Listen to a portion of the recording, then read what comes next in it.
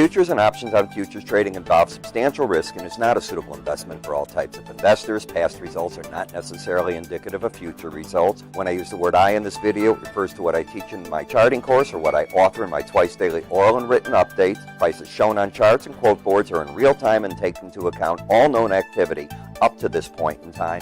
And if you'd like to read more of this disclaimer, good morning. simply hit Ira pause Epstein on your video player. with your morning flash update for Wednesday, the 6th of September, 2017, just after 9:10 a.m. Central Daylight Time. You know, you're going to hear all day long about the news about this monster hurricane Irma and where it might be headed. Right now, Florida seems to be in its crosshair. We'll see if it's the east side, the west side. It's hard to tell where this thing's going. 185-mile-an-hour winds. I lived in Florida a long time. I had a second home there. I got hit in Miami once. I remember Andrew, too. You can't imagine the devastation. All right, and by the way, what happens is it cleans up all the palm tree mess and all. Streets aren't habitable for a long time. Electric's down. It's terrible. Stock market, out of nowhere, getting a nice little rally today, right? So, interesting day. NASDAQ, the tech sector, sort of flat right here. But keep in the back of your mind, it's built in a lot off of Apple already, and we're at the 6th. You do realize 6 days from now, Apple has its announcement on its new phone, its new watch, and a host of other products. As we're looking at gold backing off with silver gaining on it, copper market's still very stable.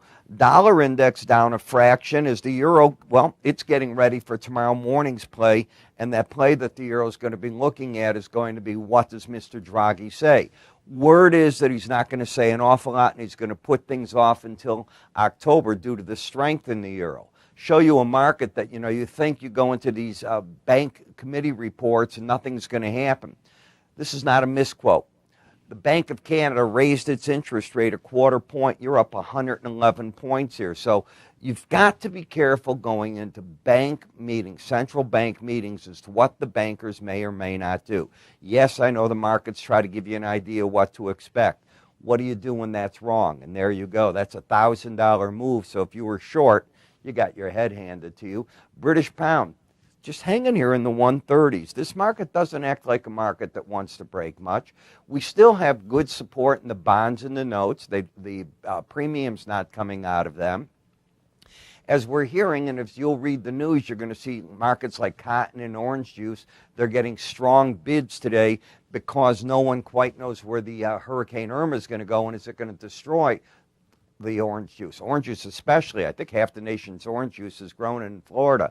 And then, of course, we have the cotton balls and so on in Georgia and parts like that. We've already seen Texas, the cotton there damaged. So that's the reason that you're getting a bid here. Notice that you're still coming down in your gasoline prices. You're looking at crude oil stabilizing here at 49, and that's almost $3.50 away from where the market was during the refinery period where we weren't seeing oil bought. And I kept saying, if this is all they're doing to the market, be a little bit careful right here. In terms of the day's events, let me stand back here and get to you with it. The ISM data, 55.3, they expected 55.2 for the U.S. Activity index was good at 57.5. Non-manufacturing prices, they were up. This report's actually a good report all the way through.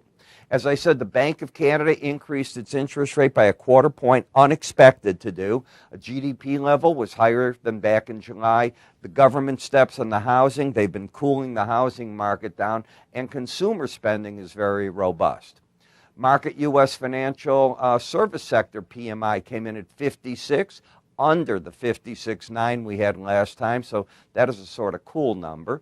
The U.S. trade deficit. They expected it to grow. It actually shrunk with the falling dollar. And the numbers show it right here as to why it happened with the exports.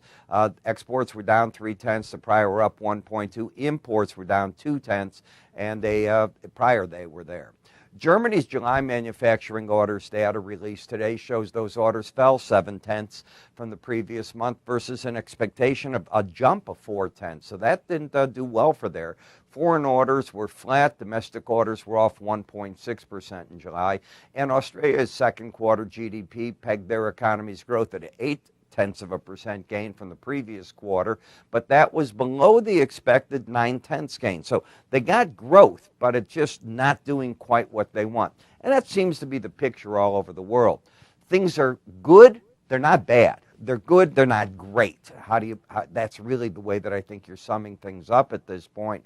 And that's fine, I guess, at this point of the economic cycle.